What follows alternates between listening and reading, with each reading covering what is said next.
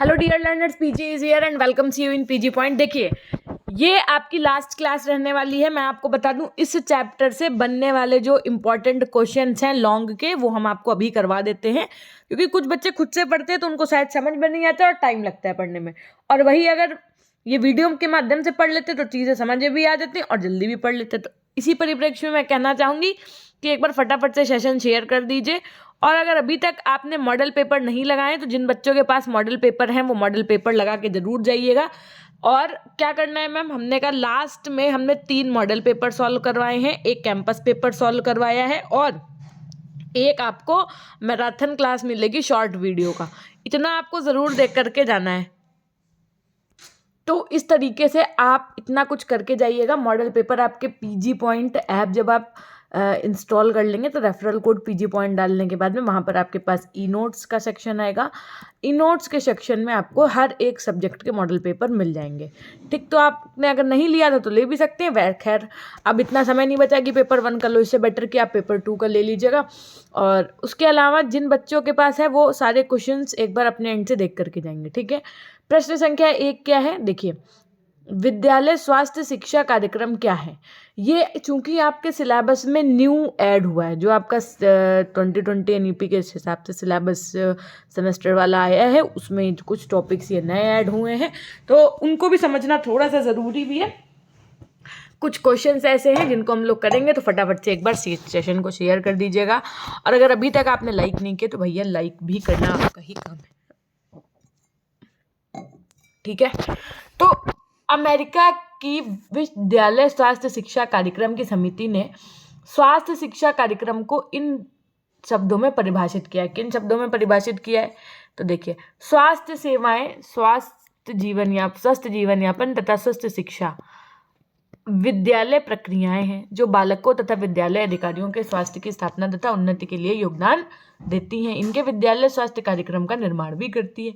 स्वास्थ्य शिक्षा के अंतर्गत विद्यालय में स्वास्थ्य सेवाएं संबंधी कार्यक्रम को चलाया जाता है। इन कार्यक्रमों का उद्देश्य मेन होता है, इनका उद्देश्य होता है कि हर एक बच्चे का शारीरिक, मानसिक और भावात्मक रूप से अधिक स्वास्थ्य का विकास करना।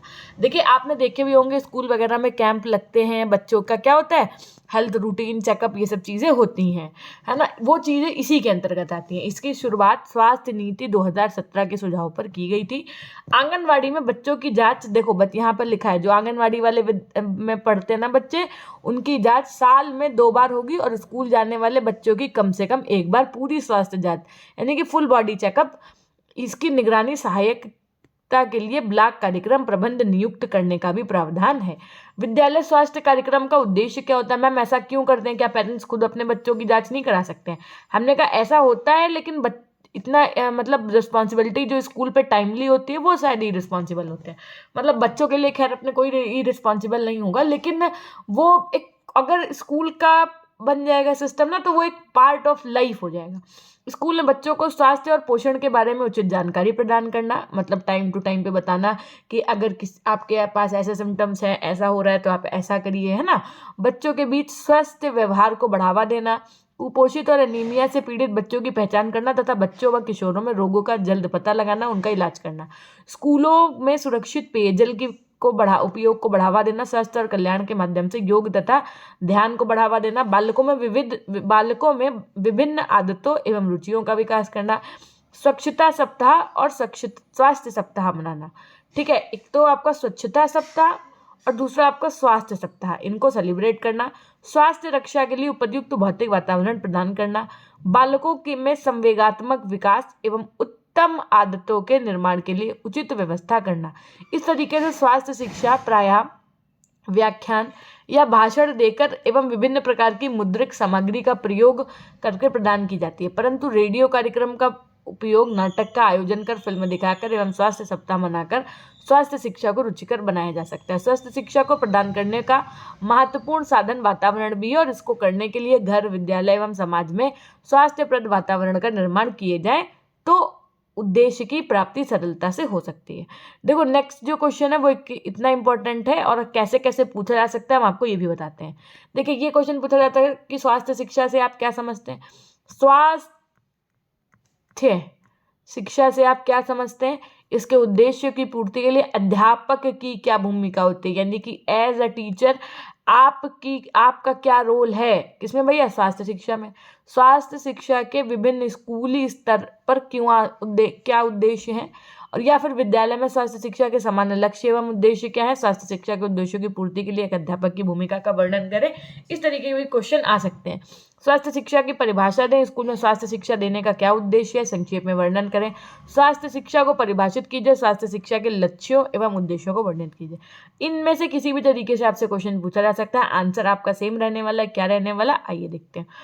स्वास्थ्य शिक्षा का अर्थ क्या होता है। स्वास्थ्य शिक्षा का अर्थ होता है, देखो, स्वास्थ्य शिक्षा वह शिक्षा है जिसके द्वारा स्वास्थ्य संबंधी ज्ञान को व्यक्तिगत एवं सामाजिक स्तर पर व्यवहारिक रूप में परिवर्तित करने का प्रयास किया जाता है, जिसमें न केवल एक व्यक्ति को स्वास्थ्य की रक्षा हो बल्कि संपूर्ण समाज के स्वास्थ्य की रक्षा की जा सके। स्वास्थ्य शिक्षा से अभिप्राय उन समस्त साधनों से है जो व्यक्ति के स्वास्थ्य के संबंध में ज्ञान प्रदान करे। स्वास्थ्य शिक्षा सैद्धांतिक तथा व्यवहारिक रूप से संपूर्ण विद्यालय शिक्षा का एक अभिन्न अंग है, क्योंकि शिक्षा का एक महत्वपूर्ण सामान्य उद्देश्य स्वास्थ्य निर्माण भी है। समझ लीजिए बात को, शिक्षा का एक महत्वपूर्ण अंग क्या है, या एक महत्वपूर्ण सामान्य उद्देश्य स्वास्थ्य निर्माण भी है। क्यों मैम, हमने कहा देखो, जो अगर आप हेल्दी वेल्दी रहोगे तो ही तो आपका पढ़ने में मन लगेगा। अब एक बात बताओ, अगर आपके पेट में दर्द हो रहा है, सर दर्द हो रहा है, फीवर है या चक्कर आ रहा है, तो क्या आपका पढ़ने में मन लगेगा? नहीं। तो कहीं ना कहीं शिक्षा इससे संबंधित हुई ना। अगर आप स्वस्थ रहेंगे तभी तो मस्त रहेंगे। इसलिए स्कूल के सभी विषयों का इसमें अपना योगदान करना चाहिए। ऐसा करते समय वे स्वास्थ्य शिक्षा का एक अंग बन जाते हैं। संक्षेप में, स्वास्थ्य शिक्षा वह प्रक्रिया है जो अर्जित किए हुए ज्ञान का अनुभव कराती है, जिसका उद्देश्य ज्ञान के द्वारा शिक्षा और आचरण का पर प्रभाव डालना है, जो व्यक्ति और लोगों के स्वास्थ्य से संबंधित है। क्योंकि हर प्रकार की शिक्षा का पहला उद्देश्य अच्छा स्वास्थ्य है। देख लीजिए, क्रो इसके महत्व पर अपनी टिप्पणी देते हुए क्या कहते हैं, समझिएगा। क्रो और क्रो ने क्या कहा कि यदि बच्चे, किशोरों तथा वयस्कों के शारीरिक, मानसिक तथा भावनात्मक स्वास्थ्य सुधार की ओर ध्यान न दिया जाए तो स्कूलों के विशाल भवन, शैक्षिक सामग्री का अतुल भंडार, योग्य अध्यापक, निरीक्षक तथा अन्य कार्यकर्ता, विशेषज्ञों द्वारा बनाई गई पाठ्यचर्या, मूल्यांकन के अच्छे ढंग आदि सभी शैक्षिक क्रियाएं अपने उद्देश्य की प्राप्ति में असफल हो जाती हैं। सीधी सी बात है, अगर बच्चा ही पढ़ने वाला अस्वस्थ है, वो ही नहीं पढ़, तो फिर ये सब चीजें क्या हो जाएंगी, धरी की धरी रह जाएंगी। शिक्षा के उद्देश्य की पूर्ति बच्चों के स्वास्थ्य पर निर्भर है। स्वास्थ्य शिक्षा का संबंध व्यक्ति के शारीरिक तथा मानसिक स्वास्थ्य दोनों से। अब स्वास्थ्य का मतलब आप यही नहीं समझिएगा कि हाँ तबीयत से है, फीवर से है ना, फिजिकल बॉडी से नहीं, वो मेंटल हेल्थ से भी है। मतलब बच्चे को मानसिक स्वास्थ्य भी ठीक होना चाहिए ना, बहुत ज़्यादा उसके ऊपर just like pressure, tension, depression type चीज़ें नहीं होनी चाहिए। इसलिए स्वास्थ्य शिक्षा अध्यापक से संबंध रखती है और आधुनिक अध्यापक बच्चे के मानसिक विकास तथा उसके भावी निर्माण को ही शिक्षा का लक्ष्य नहीं मानते।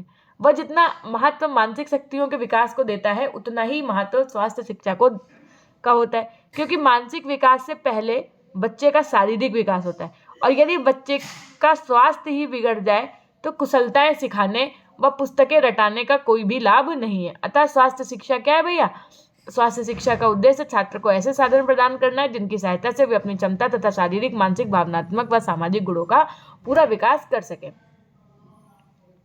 तो देखो, स्वास्थ्य शिक्षा के अर्थ में जो विभिन्न परिभाषाएं हैं उनको हम स्पष्ट कर देना है।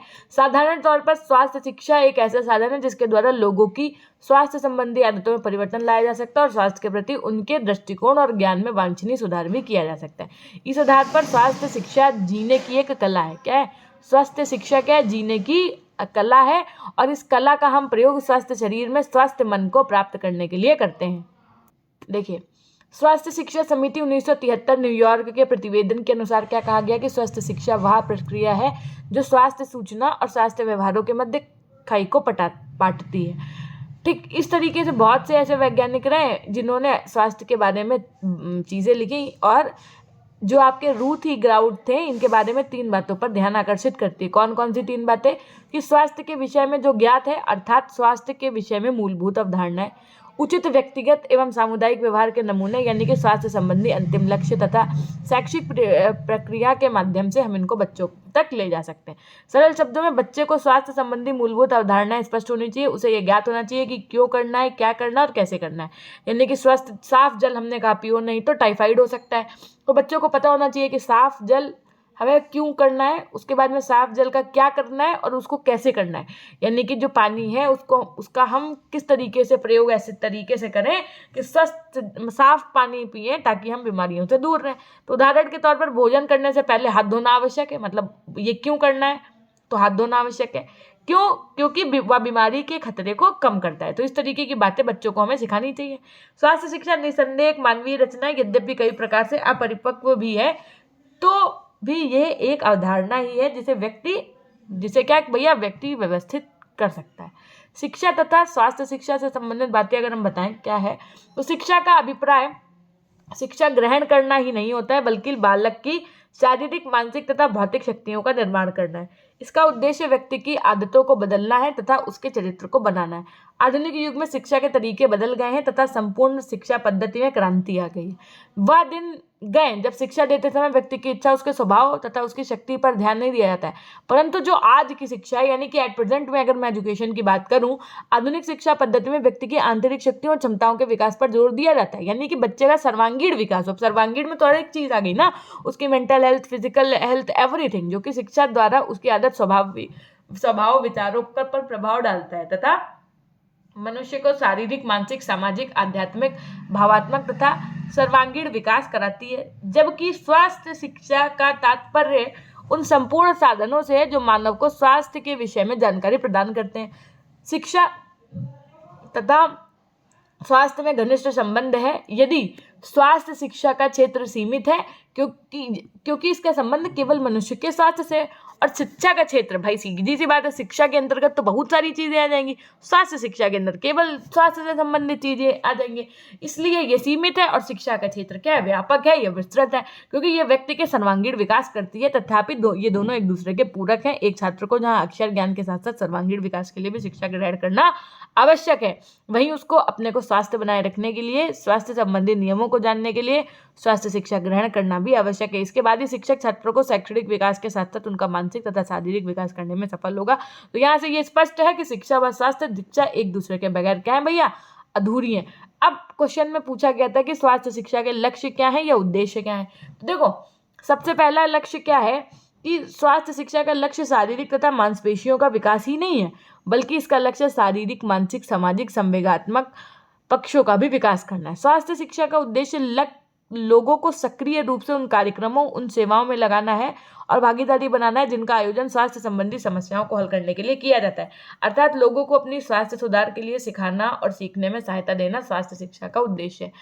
जो आपका विश्व स्वास्थ्य संगठन, वर्ल्ड हेल्थ ऑर्गेनाइजेशन, जिसको आप WHO कहते हैं ना, इस पर शिक्षा पर विशेषज्ञ समिति के अनुसार कहा गया कि स्वास्थ्य शिक्षा का उद्देश्य लोगों को अपने कार्यों और प्रयासों द्वारा स्वास्थ्य प्राप्त करने में सहायता करना है। इस प्रकार स्वास्थ्य शिक्षा जीवन का वागुड़ उत्पन्न करने का उद्देश्य सामने रखती है, जो कि एक व्यक्ति अधिक जीने, कैसे भैया, अधिक यानी कि ज़्यादा लाइफ टाइम, ज़्यादा लाइफ हो और अच्छे से अच्छे ढंग से सेवा करने के योग्य बनाया जा सके। ठीक इसी तरीके से जो आपके CE टर्नर थे, इन्होंने बताया कि विद्यालय का जो माहौल है वो कैसा होना चाहिए, वातावरण स्वास्थ्यपूर्ण बनाए रखना चाहिए, सभी छात्रों के स्वास्थ्य का निरीक्षण करना व निर्देश देना चाहिए, व्यक्तिगत सफाई, स्वच्छता के बारे में केवल ज्ञान प्रदान करना नहीं बल्कि अभ्यास भी बच्चों को करवाना चाहिए, बच्चों को ऐसी स्वाभाविक आदतों का विकास कराना चाहिए जो स्वास्थ्यप्रद हो, स्कूल, घर और समाज में उत्तम स्वास्थ्य के प्रति की प्राप्ति के लिए आपसी सहयोग की भावना विकसित करना, साथ में संक्रामक रोग से बचने का उपाय करना और सभी छात्रों में स्वास्थ्य संबंधी ज्ञान तथा अभिवृत्तियों का विकास करना। ठीक इसी के हिसाब से ग्राउट ने कुछ अपने उद्देश्य बताए। ग्राउट के अनुसार इन्होंने अपने स्वास्थ्य को लेकर के संबंधित जो भी उद्देश्य थे, उन्होंने बताया कि व्यक्ति का सर्वाधिक विकास कैसा होना चाहिए भैया, शारीरिक और भावनात्मक रूप से होना चाहिए। स्वास्थ्य के दृष्टिकोण से मानवीय संबंधों की बेहतर व्यवस्था होनी चाहिए। स्वास्थ्य संबंधी तथ्यों व सिद्धांतों का आर्थिक दक्षता के संदर्भ में प्रयोग होना चाहिए। नागरिक उत्तरदायित्व तो विशेषकर स्वास्थ्य के क्षेत्र में होने चाहिए।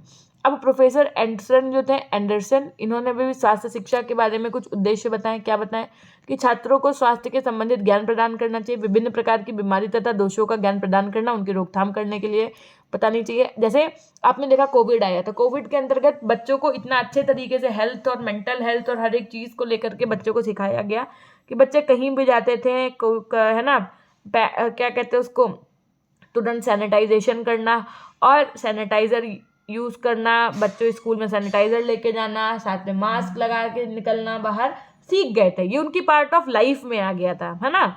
अपने वातावरण की स्वच्छता की महत्वता को समझना, छात्रों के लिए विशिष्ट स्वास्थ्य कार्यक्रम भी आयोजित करने चाहिए जिसमें हम उनको उनकी हैबिट्स वगैरह सब बता पाए। ठीक है, इसी तरीके से केंद्रीय माध्यमिक शिक्षा बोर्ड के अनुसार भी स्वास्थ्य शिक्षा के लिए उद्देश्य बताए गए। क्या बताया गया कि स्वास्थ्य संबंधी समस्याओं की पहचान करने की क्षमता को विकसित करना, स्वास्थ्य के संबंध में वैज्ञानिक विचारधारा को स्वीकार करना, दूसरों के समक्ष अच्छे स्वास्थ्य का आदर्श प्रस्तुत करने की योग्यता उत्पन्न करना, स्वास्थ्य के संबंध में उचित निर्णय लेने की क्षमता पैदा करना, स्वास्थ्य संबंधी समस्याओं के निदान में रुचि को भी विकसित करना। अब स्कूलों में स्वास्थ्य शिक्षा के क्या उद्देश्य हैं? यदि मैं विद्यालयों की बात करूं, सबसे पहले प्राथमिक चिकित्सा की जानकारी प्रदान कराना। जैसे बच्चों को क्या होता है भाई, ये स्वास्थ्य शिक्षा का उद्देश्य छात्रों को प्राथमिक चिकित्सा ज्ञान कराना भी है। इसके अंतर्गत छात्र व स्कूल अन्य कर्मचारी को प्राथमिक चिकित्सा के सामान्य सिद्धांत तथा विभिन्न परिस्थितियों के विषय में हम क्या, जैसे अचानक से कोई ऐसी सिचुएशन आ जाए तो हमें क्या करना चाहिए, जैसे पानी में डूबने पर कि हमें ऐसा क्या करें कि बच्चे ना डूब जाए, है ना। जलने पर, जहरीला सांप अगर काट ले तो तुरंत क्या करना चाहिए, है ना। मोच आ जाए तो क्या करना चाहिए, मांसपेशियों में अकड़न के बारे में, ये सब आपका प्राथमिक चिकित्सा की जानकारी दी जाती है ताकि कभी भी ऐसे दुर्घटना होने के समय व्यक्ति के जीवन को हम बचा सकें। स्वास्थ्य तथा स्वास्थ्य विज्ञान की जानकारी प्रदान करना, यानी कि स्वास्थ्य शिक्षा का उद्देश्य अध्यापक, कर्मचारी वर्ग तथा छात्रों को शारीरिक गतिविधियों, स्वास्थ्य तथा स्वास्थ्य विज्ञान के नियम, वैयक्तिक स्वास्थ्य रक्षा के नियम, रोग से बचाव के उपायों की जानकारी प्रदान करना चाहिए। छात्रों की बुरी आदत, धूम्रपान, मदिरापान आदि व्यसनों से स्वास्थ्य पर पड़ने वाले दुष्प्रभावों की भी जानकारी देना चाहिए। स्वास्थ्य के मापदंड निश्चित करना, जैसे कि स्वास्थ्य अधिकारियों द्वारा अच्छे स्वास्थ्य के लिए कुछ मापदंड निर्धारित किए जाते हैं जिनकी प्राप्ति के लिए प्रत्येक स्कूल को प्रयत्नशील रहना चाहिए। ऐसे मापदंड छात्रों को अध्यापक का अच्छे स्वास्थ्य के प्राप्त करने के मार्गदर्शन करेंगे। इसके अंतर्गत स्कूल का वातावरण हो, चाहे वो कैंटीन हो, चाहे वो प्रकाश की व्यवस्था हो, जल व्यवस्था हो, कमरों का फर्नीचर, सफाई, व्यक्तिगत स्वच्छता व स्वास्थ्य सेवाएं, ये सब चीज़ें आती हैं। उचित अभिवृत्तियों के विकास, सुरक्षात्मक तथा रोकथाम का उपाय करना, ये सब चीज़ें, उपचारात्मक, संक्रामक रोग से बचना, व्यक्तिगत तथा सामाजिक स्वास्थ्य की रक्षा के नियमों की जानकारी देना, शारीरिक तथा भावनात्मक विकास करना इसके अंतर्गत आता है। क्यों? क्योंकि स्वस्थ शरीर में स्वस्थ दिमाग का विकास, स्वस्थ शरीर में स्वस्थ दिमाग निवास करता है। ठीक है, उसके बाद में विद्यालयी शिक्षा के विभिन्न स्तरों पर स्वास्थ्य शिक्षा के उद्देश्य की बात करो तो भैया देखो, प्राथमिक स्तर होता है, माध्यमिक और उच्च होते हैं ना। तो प्राथमिक स्तर पर स्वास्थ्य शिक्षा के उद्देश्य दो प्रकार के हो सकते हैं। कौन कौन से? एक तो व्यवहारात्मक और दूसरा अधिगम। व्यवहारात्मक की अगर मैं बात करूँ तो बच्चों को स्वास्थ्य का मूल्य बताकर शरीर तथा वस्त्रों के विषय में व्यक्तिगत स्वच्छता की आदतों का निर्माण करना, बच्चों को उठने, बैठने, चलने फिरने और उचित आसनों का अभ्यास का ज्ञान कराना। अधिगम की अगर मैं बात करूँ तो बच्चों को स्वास्थ्य शिक्षा के व्यक्तिगत तथा सामाजिक महत्व को समझ सकने योग्य बनाना और स्वास्थ्य के महत्व की जानकारी बच्चों को देना। माध्यमिक स्तर की बात करूं तो माध्यमिक स्तर पर छात्रों की समझ थोड़ा विकसित हो जाती है, तो इन बच्चों को ध्यान देना चाहिए। बच्चों को स्वास्थ्य तथा स्वास्थ्य शिक्षा के आपसी संबंध की जानकारी प्राप्त करने में सहायता देना। बच्चों को शारीरिक व मानसिक विकास के लिए पौष्टिक व संतुलित आहार के महत्व का ज्ञान कराना। छात्रों को शरीर की संरचना व विभिन्न कार्य प्रणाली जैसे श्वास प्रणाली, रक्त संचार तंत्र जैसे ब्लड सर्कुलेशन सिस्टम, इन पर जानकारी देना। आज के युग में दुर्घटनाएं, जनसंख्या में तेजी से वृद्धि के कारण जल प्रदूषण तथा वायु प्रदूषण में चौंका देने वाली गति से वृद्धि हो रही है। तो इस स्तर पर छात्रों को ये जानकारी देना आवश्यक कि प्रदूषण, गंदगी, वातावरणीय समस्याएं व दुर्घटनाओं आदि से किस प्रकार सुरक्षा की जाए। अब उच्चतर माध्यमिक स्तर की अगर मैं बात करूं तो यहाँ पर बच्चे किशोरावस्था यानी कि 12 से 18 में आ जाते हैं। तो इनको हम क्या नई जानकारी और देंगे, कैसे कि बच्चों को प्राथमिक चिकित्सा संबंधी वांछित जानकारी देनी चाहिए। छात्रों को इस उम्र में तो भैया धूम्रपान और नशीले पदार्थ, इनसे क्या हमको दुष्परिणाम होते हैं इसकी जानकारी तो जरूर ही देनी चाहिए, मान लो, है ना।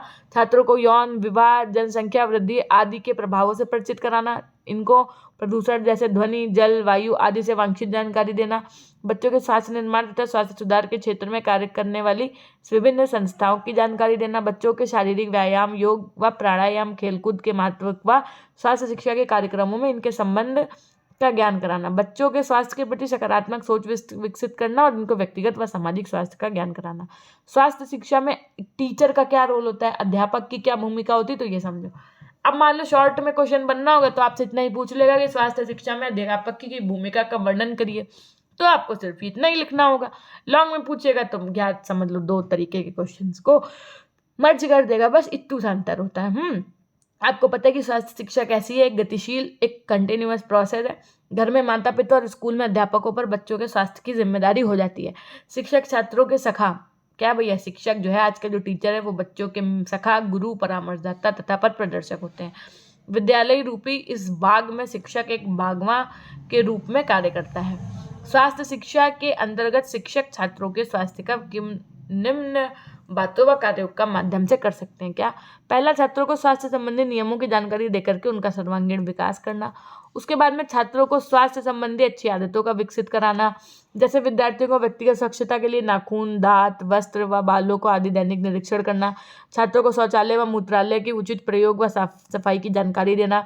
रोगग्रस्त छात्रों को अलग रखना और उनके माता पिता को स्वास्थ्य अधिकारियों को सूचित करना। छात्रों को प्राथमिक चिकित्सा का ज्ञान बताना। साथ में बच्चों को आसन संबंधी दोषों का पता लगाना व इन्हें दूर करने का प्रशिक्षण देना। छात्रों को संक्रामक रोग के फैलने के कारण, प्रभाव और लक्षण आदि की जानकारी देना व इनके बचाव के लिए टीकाकरण करवाना। बच्चों के पौष्टिक भोजन के महत्व व संतुलित आहार की जानकारी देना और स्कूल में मिड डे भोजन का प्रबंध करना। उन्हें समुदाय स्वास्थ्य के नियमों से अवगत कराना, जैसे सड़क पर व सार्वजनिक जगहों पर गंदगी न डालना, पेशाब न करना व जगह जगह पर न थूकना। समय समय पर छात्रों के कद व भार का निरीक्षण करना, उचित निर्देश देना। छात्रों को नशीले पदार्थों व द्रव्यों से होने वाली हानियों का कुप्रभावों से अवगत कराना। चिकित्सक, योग विशेषज्ञ और स्वास्थ्य अधिकारियों का समय समय पर आमंत्रित कर उनके विचारों, परामर्श तथा वाद विवाद से छात्रों को लाभान्वित कराना। इस तरीके से आप यहाँ से आप ये देख सकते हैं कि किस प्रकार से बच्चों के अंतर्गत इन व्यवहारों को हमको लाना है, ताकि छात्रों में स्वास्थ्य शिक्षा के प्रति जागरूकता पैदा करने में शिक्षक की एक अहम भूमिका को हम लोग बखूबी निभा पाएं। और ये तभी संभव होगा जब शिक्षक में भी अच्छी आदतें विद्यमान हो व बच्चों के आदर्श के रूप में जाने जाए। रॉजर्स शिक्षक की भूमिका के महत्व के बारे में क्या कहते हैं कि स्कूली छात्रों के अध्ययन में अध्यापक के आंख और कान क्या होते हैं, मुख्य साधन है। नेक्स्ट क्वेश्चन आपका क्या बन रहा है कि विद्यालयों में, स्कूल में बच्चों के स्वास्थ्य को प्रभावित करने वाले कौन कौन से कारक हैं, इनकी विवेचना कीजिए। तो देखिए, अच्छा स्वास्थ्य सुखी जीवन का आधार है और अच्छा स्वास्थ्य शैशव काल से ही आरंभ हो जाता है आपका, क्योंकि एक स्वस्थ शिशु की ही एक स्वस्थ वयस्क के रूप में विकसित होता है। जिसका स्वास्थ्य उसका साथ नहीं देता, उसके साथ जीवन में किसी अन्य चीज़ों और कोई महत्व नहीं रखता है। अब प्रश्न ये उठता है कि स्वस्थ कैसे रहा जा सकता है भाई? हमारे स्वास्थ्य का अच्छा या खराब होना किन कारकों की वजह से होता है? मतलब हम ऐसा क्या कर रहे हैं जिसकी वजह से हमारा स्वास्थ्य खराब हो रहा है? खूब मोमोज, खूब चाउमीन, खूब बर्गर खाओ, फिर देखो स्वास्थ्य कितना संतुलित रहेगा। है मैम, सच्ची मम्मी तो मना करती है, हमने कहा पटक के उठा देंगे, दाल चावल सब्जी रोटी प्रॉपर खाना लीजिए 1 टाइम चाहे, लेकिन खाना आप प्रॉपर खाइए। बस मोमोज के सहारे जिंदगी जियोगे तो ऐसे ही हो जाओगे एकदम दुबले पतले। पौष्टिक व संतुलित भोजन लेना चाहिए। क्या? संतुलित व पौष्टिक आहार से दैनिक कार्यों के लिए शक्ति प्राप्त होती है। शरीर का स्वास्थ्य या अस्वस्थ होना संतुलित भोजन पर निर्भर करता है, क्योंकि शरीर रूपी मशीन को भोजन ईंधन का कार्य करता है। जो आपका ये शरीर है एक मशीन के समान है। हार्ट अपना काम कर रहा है, मसल्स अपना काम कर रहे हैं, लीवर आपका अपना काम कर रहा है, किडनी अपना काम कर रही है।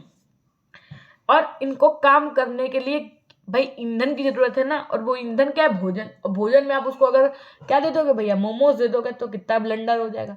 तो भोजन के लिए आप उसको सभी प्रकार का, जिसमें प्रोटीन, न्यूट्रिशन सब कुछ प्रेजेंट हो। भोजन मांसपेशियां हो, चाहे आपके ऊतक हों, और शारीरिक ढांचे का निर्माण करता है। शारीरिक विकास व विभिन्न शारीरिक क्रियाओं के दौरान नष्ट हुई रक्त कोशिकाओं की निरंतर पूर्ति में सहायता करता है।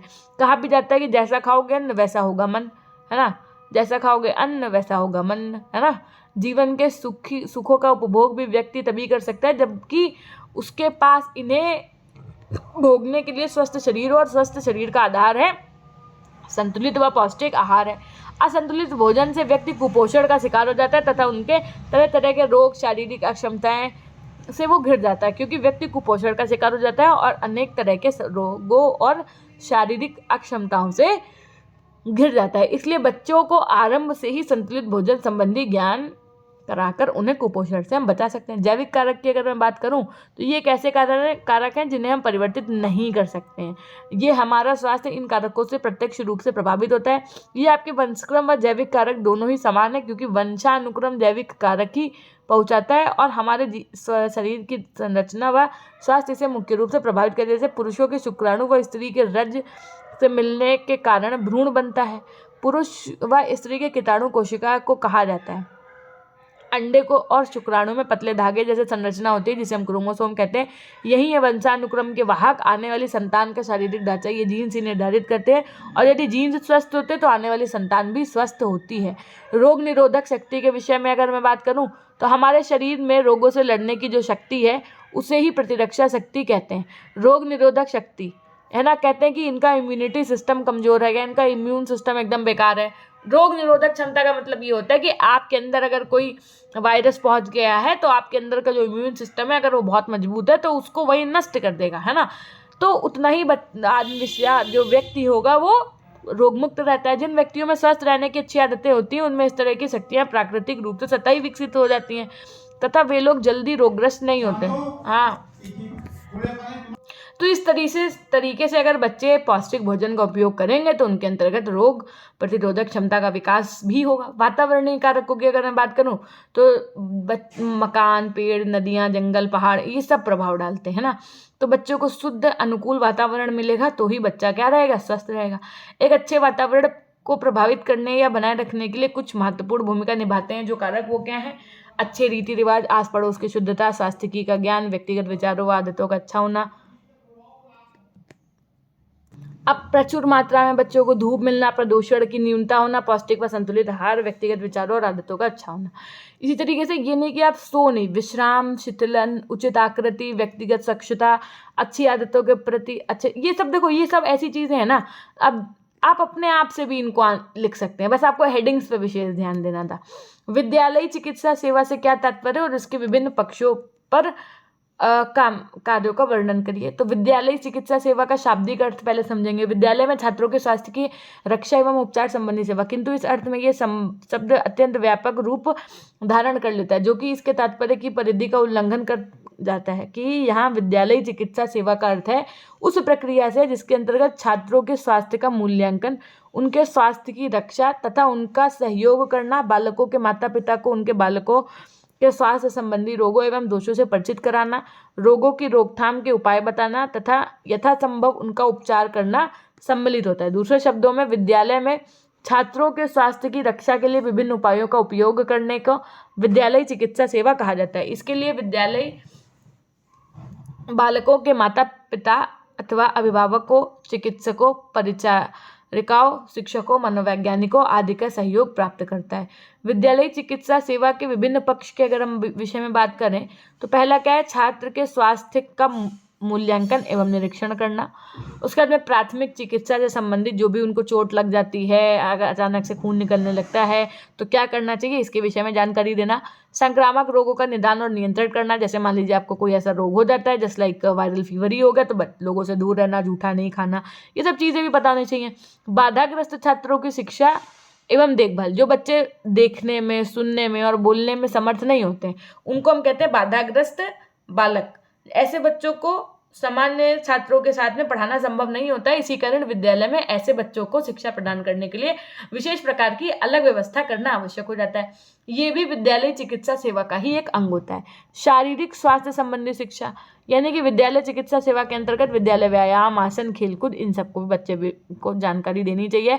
मानसिक स्वास्थ्य शिक्षा के साथ साथ यौन शिक्षा के विषय में भी बच्चों को बताना चाहिए। विद्यालय चिकित्सा सेवा के कार्य की अगर मैं बात करूँ तो छात्रों का स्वास्थ्य परीक्षण, नियमित स्वास्थ्य परीक्षण करने से बच्चों के दृष्टि दोष, बहरापन, अशुद्ध आसन, रोग, छींटता जैसे सामान्य दोषों का निदान एवं उपचार समय से किया जा सकता है। इसके द्वारा बाधाग्रस्त छात्रों का पता लगाकर उन्हें विशिष्ट विद्यालयों में हम ट्रांसफर भी कर सकते हैं और अभिभावकों को शिशु के स्वस्थ जीवन की आवश्यकताओं का सुगमता से ज्ञान कराया जा सकता है। इसके द्वारा बालकों के व्यक्तिगत दोषों का प्रारंभिक स्थिति में पता चल जाता है जिससे उनका निदान एवं उपचार करने में सुविधा रहती है। बच्चों का स्वास्थ्य परीक्षण करने का एक लाभ ये होता है कि इससे जन स्वास्थ्य विभाग को बड़ी सहायता प्राप्त होती है। तो इस प्रकार से हमें ये स्पष्ट है कि बच्चे का नियमित स्वास्थ्य परीक्षण करने के अनेक लाभ हैं और विद्यालय जीवन में छात्रों का 3 प्रकार की स्थितियों में आवश्यक परीक्षण करा लेना चाहिए। कौन सी 3 परिस्थितियां? पहला, जब छात्र विद्यालय में प्रवेश करे उसी समय तथा विशेष स्थिति में जब किसी बालक को किसी रोग के लक्षण दिखाई दे उस समय उसका परीक्षण अवश्य कराना चाहिए। प्राथमिक पाठशाला में 5वीं कक्षा के अंत में तथा माध्यमिक में के अंतिम चरण में। उसके बाद में विद्यालय क्लिनिक तथा बाल निर्देशन क्लिनिक की स्थापना, विद्यालय में स्वस्थ अधिकारियों की, परिचारिकाओं की व्यवस्था होना, ये सब बातें। उसके बाद में नेक्स्ट क्या है, योग का अर्थ बताते हुए विभिन्न विद्वानों ने क्या कहा है, आप इसको बताइए। अब देखो योग, अब ये ऐसी चीजें हैं कि आप इन्हें खुद से भी लिख सकते हैं। मैं थोड़ा सा आपको बता देती हूँ। योग शब्द का वर्णन आपको वेदों से, उपनिषद से, गीता से, पुराणों आदि अति प्राचीन काल से आपको मिलता है ना। विदेशी शासन तथा गुलामी के कारण हम पर पश्चिमी सभ्यता का रंग चढ़ गया और हम योग शक्ति तथा इसके महत्व को भूल गए। स्वतंत्रता के पश्चात हमारे ऋषि मुनियों के योग के महत्व को जन जन तक पहुंचाना आरंभ कर दिया, जिससे भारतीय दर्शन की आधुनिक पीढ़ी को जानकारी मिल सके। इस तथ्य से इनकार नहीं किया जा सकता कि भारतीय दर्शन के योग की एक अति महत्वपूर्ण शब्द है। आत्मदर्शन एवं समाधि से लेकर के कर्म क्षेत्र तक योग का व्यापक व्यवहार हमारे शास्त्रों में हुआ है। योग शब्द की निष्पत्ति युज किससे हुई है भैया? युज धातु से हुई है, जिसका अर्थ होता है युक्त करना, जोड़ना अथवा मिलाना। अतः संयम पूर्वक साधना करते हुए आत्मा को परमात्मा से जोड़कर क्या करना भैया? समाधि का आनंद लेना ही क्या है? योग है। महर्षि व्यास जो थे योग का अर्थ समाधि बताते थे।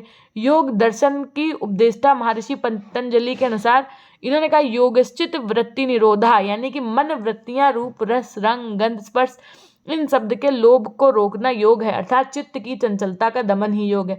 जो आपके महर्षि याज्ञवल्क्य के थे, इन्होंने कहा कि संयोगः योग इत्युक्तः जीवात्मनः परामात्सनः, मतलब जीवात्मा तथा परमात्मा के मिलन को ही योग कहा इन्होंने, है ना। इस तरीके से भगवत गीता में श्री कृष्ण के द्वारा योग के अर्थ को समझाते हुए कहा गया, क्या कहा गया? समत्वमं योगित उच्यते, अर्थात समत्व योग कहता है, क्या कहता है कि जीवात्मा तथा परमात्मा का एकाकार होना ही योग है। छठे अध्याय में कहा गया योगा कर्मसु कौशलम, यानी कि कर्मों में कुशलता योग्य है। कर्मों में कुशलता क्या है? योग है। प्रत्येक कार्य को कुशलता पूर्वक संपन्न करना ही क्या है? योग है। इस तरीके से अलग अलग वेदांत के अनुसार कहा गया जीव तथा आत्मा का मिलन ही योग है। इस तरीके से अलग अलग दर्शन में अलग अलग बातें कही गई हैं योग को लेकर के। नेक्स्ट है विद्यालय मध्याह्न भोजन से आप क्या समझते हैं भैया? MDM यानी कि मिड डे मील, पढ़ लीजिए अच्छे से। क्या है? अधिकांश भारतीय गरीबी एवं निरक्षरता के कारण न तो संतुलित भोजन के महत्व को समझ पाते हैं और न उसकी व्यवस्था कर पाते हैं। स्वास्थ्य मंत्रालय के पोषण सलाहकार बोर्ड के अनुसार भारत के लगभग 12 से 14 हजार बच्चों को विटामिन ए की कमी के कारण प्रतिवर्ष अंधे हो जाते हैं।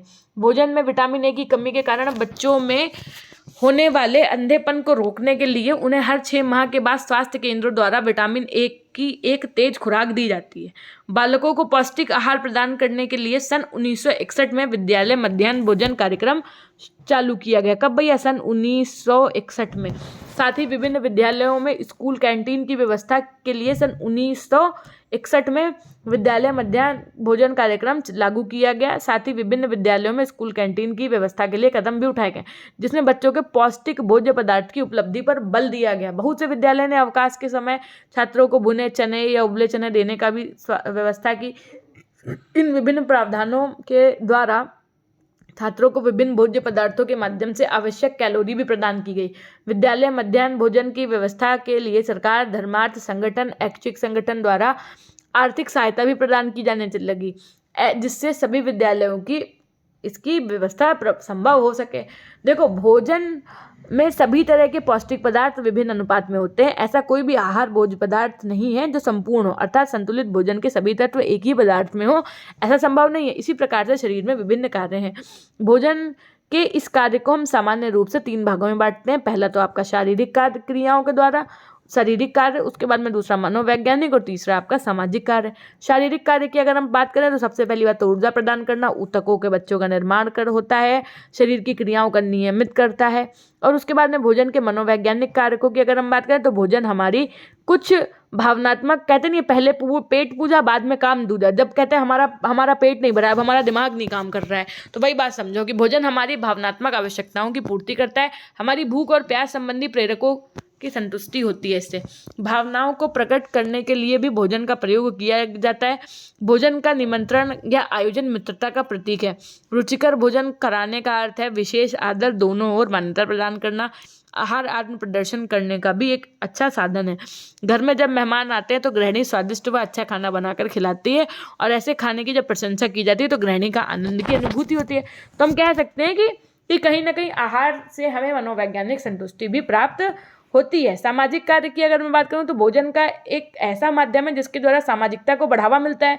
कुछ सामाजिक अवसरों पर आयोजित भोज अप्रत्यक्ष रूप से सामाजिक निकटता स्थापित करने में सहायक होते हैं। इसी कारण जब कोई भी आयोजन या कार्यक्रम होता है तो देखिए आप कि उसी की समाप्ति पर अंत में जलपान या भोजन की व्यवस्था की जाती है। जैसे मान लो कथा है ना, तो आप कथा के बाद में जैसे मान लो घर पे कोई पूजा ही है ना, या कुछ भी है, मीटिंग ही है कोई, तो उसके बाद में देखिए आपकी एक डिनर ऑर्गेनाइज कर लेते हैं या एक लंच की पार्टी दे देते हैं। तो इससे क्या होता है, इससे आपसी सहयोग को बढ़ावा मिलता है और सामाजिक गुणों का क्या होता है, विकास भी होता है। सामाजिक समारोह के अवसर पर आयोजित भोज की पौष्टिकता के तत्वों का कम और मेहमानों की रुचि का अधिक ध्यान रखा जाता है। यह हम कह सकते हैं कि आहार केवल शरीर की आवश्यकताओं का ध्यान नहीं रखता बल्कि मनोवैज्ञानिक तथा सामाजिक कार्यों की भी पूर्ति करता है। जो आपका अब देखो नेक्स्ट क्वेश्चन क्या कह रहा है, मध्याह्न भोजन की आवश्यकता बताइए तथा निष्पादन पर इसके प्रभाव का वर्णन कीजिए। फिर से मिड डे मील की क्या आवश्यकता है, क्या नीड है, इससे संबंधित क्वेश्चन है आपके सामने। तो देखो, मध्याह्न भोजन योजना देश के 2408 बालकों में एक केंद्र द्वारा प्रायोजित योजना के रूप में 15 अगस्त 1995 ईस्वी को आरंभ की गई। वर्ष 1997-98 तक ये योजना देश के सभी ब्लॉकों में आरंभ कर दी गई। 2003 में इसका विस्तार नवाचारी शिक्षा के केंद्रों में पढ़ने वाले बच्चों तक कर दिया गया। अक्टूबर 2007 से देश के शैक्षणिक रूप से पिछड़े बालक 3479 ब्लॉक कक्षा 6 से 8 तक के पढ़ने वाले बच्चों तक विस्तार किया गया। 2008-9 से इसका देश के सभी क्षेत्रों में उच्च प्राथमिक स्तर पर पढ़ने वाले बच्चों के लिए किया जा चुका है। 2010 में राष्ट्रीय बाल श्रम परियोजना के विद्यालय में प्रारंभिक स्तर पर मध्याह्न भोजन के अंतर्गत सम्मिलित किया गया है। अब मध्याह्न भोजन योजना की आवश्यकता एवं उद्देश्य की अगर हम बात करें तो भारत जैसे विशाल देश जहाँ विभिन्नता की बहुतायत है, यहाँ गरीब, अमीर और मध्यम वर्ग के लोग रहते हैं। जहाँ अमीर लोग अपने बच्चों के उज्जवल भविष्य के लिए अच्छे विद्यालयों में प्रवेश करा लेते हैं, वहीं मध्यम वर्ग भी इसी प्रयास में जूझता रहता है। किंतु जो निम्न वर्ग के लिए परिषदीय स्कूल ही अंतिम एवं प्राथमिक विकल्प होते हैं, क्योंकि उसकी आर्थिक स्थिति इतनी सुदृढ़ नहीं होती है कि वह भी अमीरों के विद्यालयों में अपने बालकों का प्रवेश करा सके और उसका शैक्षिक व्यय का भार वहन कर सके। उनके आर्थिक, सामाजिक तथा शैक्षिक स्तर अत्यंत भिन्न होने के कारण ना तो उनके रहन सहन तथा पोषण युक्त भोजन की व्यवस्था उनके परिजन कर पाते हैं और ना ही उनमें इस बात की इतनी समझ एवं जागरूकता होती है। तो ऐसा करना उनके बाल्यों के लिए अति आवश्यक है। तो मध्याह्न भोजन योजना जो थी वो लागू किए जाने की आवश्यकता पर सबसे मेन चीज़ क्या थी कि विद्यालय में बच्चों की भागीदारी बढ़ाना, कि बच्चे मिड डे मील की वजह से स्कूल में आएंगे ना, इससे छात्र संख्या में वृद्धि होगी। दूसरा कारण, गरीब परिवारों के भोजन में सहयोग देना। जो गरीब परिवार के बच्चे होते हैं प्रायः बिना कुछ खाए पिए ही पता चले स्कूल आ जाते हैं ना, तो ऐसे बच्चों को दोपहर तक अगर भोजन, वो बच्चे दोपहर तक भूखे हो जाते हैं तो वो व्याकुल जब होते हैं भोजन के लिए तो उनका पढ़ने में मन नहीं लगता है। ऐसे बच्चों की क्या करना, सहायता करना। पोषण के लिए स्वस्थ शरीर में स्वस्थ मस्तिष्क का निर्माण होता है। इस उद्देश्य को दृष्टिगत रखते हुए निम्न वर्ग परिवारों में जहाँ शैक्षिक, सामाजिक तथा आर्थिक पिछड़ेपन के कारण पोषित आहार के प्रति उदासीनता रहती है, इसकी भरपाई के लिए सरकार ने इस योजना को आवश्यक माना है। शैक्षिक मूल्यों के लिए आवश्यक है, सामाजिक मूल्यों के लिए आवश्यक है, लैंगिक समानता को बढ़ावा देना मनोवैज्ञानिक आवश्यकता, और मध्याह्न भोजन योजना का निष्पादन का प्रभाव भी शिक्षा पर पड़ता है। इस तरीके से आप अपने आंसर को पूरा ये कंप्लीट कर सकते हैं। इंपॉर्टेंट भी है वैसे, और ये वाला तो सबसे ज़्यादा इंपॉर्टेंट क्वेश्चन है। अगर आना होगा अगर तो यहाँ से क्वेश्चन जरूर बन जाएगा, ये मोस्ट इंपॉर्टेंट है। ठीक, संतुलित आहार से आप क्या समझते हो? देखो, मिड डे मील या संतुलित आहार, अगर आना होगा तो इसी से आएगा वरना फिर नहीं आएगा। संतुलित आहार से आप क्या समझते हैं? पौष्टिक आहार के विभिन्न तत्वों के स्रोतों तथा कार्यों की विवेचना करिए। संतुलित आहार को परिभाषित करते हुए संतुलित आहार में पाए जाने वाले पोषक तत्वों का विस्तार से वर्णन करिए। संतुलित आहार को परिभाषित करते हुए उसमें पाए जाने वाले पोषक तत्वों का नाम लिखिए। या संतुलित आहार क्या है, संतुलित आहार के अवयव यानी कि उसके जो घटक हैं उसको समझाइए। तो देखो भैया, संतुलित आहार का मतलब क्या होता है? संतुलित आहार का मतलब होता है मैम मोमोज खाना। हमने कहा अभी हम पटक के उठा देंगे मोमोज खाना।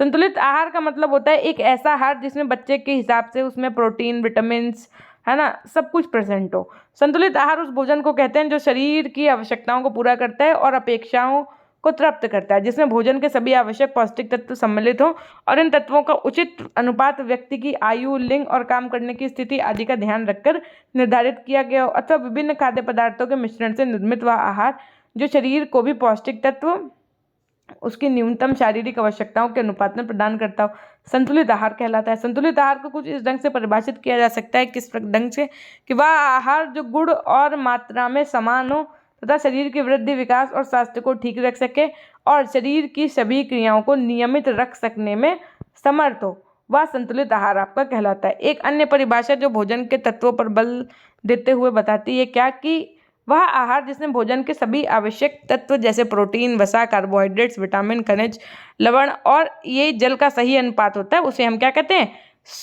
संतुलित आहार कहते हैं। अब यदि मैं पौष्टिक आहार की बात करूं, सामान्यतः आहार एवं पोषण एक दूसरे के क्या है, पर्याय समझा जाता है, जो कि अनुचित है।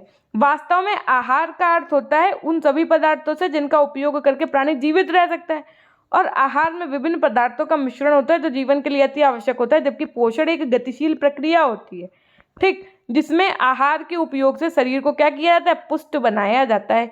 साधारण शब्दों में शरीर को पोषित करने के विज्ञान को ही हम पोषण या पौष्टिकता कहते हैं। क्या कहा गया, शरीर को पोषित करने के विज्ञान को ही पोषण या पौष्टिकता कहते हैं। इसके अंतर्गत पाचन और भोजन को शरीर में मिला देने के संबंध में अनेक प्रक्रियाएं आती हैं। पौष्टिक तो इस बात का परिणाम है कि शरीर को किस प्रकार की भोजन सामग्री प्रदान की गई है और शरीर ने उस सामग्री को कैसे उपभोग किया है। एक अन्य परिभाषा भी इसके अर्थ को स्पष्ट करती है और कहा गया कि पोषण शरीर को पौष्टिकता प्रदान करने का विज्ञान है।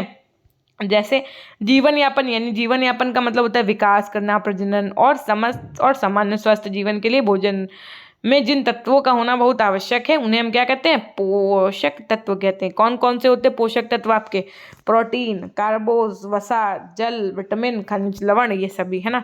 अब इनकी प्राप्ति कहाँ से होती है, अब ये सब तो बायोलॉजी के टॉपिक्स हैं, आप एक बार अपने एंड से देख लीजिएगा, इसमें कुछ ऐसा है नहीं कि सबको पता है भैया कि वसा में घुलनशील विटामिन ए, डी के होते हैं, पानी में घुलनशील विटामिन है ना बी और सी होते हैं, ठीक, खनिज लवण क्या होते हैं, ये सब चीज़ें आप लोग खुद से ही लिख सकते हो, कोई इतना खास नहीं है इसमें। सो फाइनली यहाँ से आपका देखो, यहाँ से मैं आपको बता दूँ, आपकी ठाकुर पब्लिकेशन की मैंने पूरी बुक से क्लासेस दी हैं, ठीक है। आपने पढ़ा कि नहीं पढ़ा वो नहीं पता हमें, लेकिन मैंने आपको बुक से क्लासेस दी, इजी नोट्स को पूरा आपको लॉन्ग और शॉर्ट के साथ में कंप्लीट कराया है, साथ में आपको 3 मॉडल पेपर करवाए हैं, साथ में आपको एक जो आपका कैंपस का पेपर था वो करवाया है, उसके बाद में एक शॉर्ट क्वेश्चन की ऐसी मैराथन ली है जिसमें कि सभी शॉर्ट क्वेश्चंस इंक्लूड हैं। इतना कुछ करा दिया है, अगर अभी आपने नहीं पढ़ा है तो इसमें पीजी पॉइंट की तो भाई कोई गलती है नहीं, इसमें गलती है बच्चे की जिसने करी नहीं पढ़ाई, ठीक। अब बात समझ लो, इजी नोट्स पढ़ के जाना है, हेडिंग्स, 3 मॉडल पेपर के जो वीडियो है, चाहे रात भर जगो कुछ भी करो, 3 मॉडल पेपर, एक कैंपस पेपर का वीडियो, ये देख करके जाना है, एक शॉर्ट का जो आपका वीडियो है वो देख करके जाना है, और लॉन्ग क्वेश्चंस के समय ना बचे तो हेडिंग्स देख लेना। इतना तो आपको करके ही जाना है पेपर देना, ठीक है। बाकी आप सभी के लिए इस पीजी पॉइंट के परिवार की तरफ से, इस टीम की तरफ से very very all the best. बचे हुए मॉडल पेपर जरूर लगा करके जाइएगा। जिन बच्चों ने पेपर 2 का मॉडल पेपर नहीं लिया है उनसे हमारी एक रिक्वेस्ट है कि अगर आप चाहें तो पीजी पॉइंट ऐप इंस्टॉल करके ले सकते हैं। हमारा Telegram channel PG point official के नाम से, यदि आपको कोई दिक्कत है तो आप हमें वहाँ पर क्या कर सकते हैं, मैसेज कर सकते हैं, आपकी बात सुन ली जाएगी। उसके अलावा जो आप मेरे मेल आईडी pg.100@gmail.com से आप हमें वहाँ पर भी मैसेज कर सकते हैं। मिलते हैं हम आपसे नेक्स्ट एग्जाम में, नेक्स्ट प्रिपरेशन आपको हम करवाने के लिए। तब तक के लिए अपना ध्यान रखिएगा, हमेशा खुश रहिए, मुस्कुराते रहिए, कभी अपने लिए तो कभी अपनों के लिए। Till then take care, bye bye, love you all, love you my dear class and very all the best.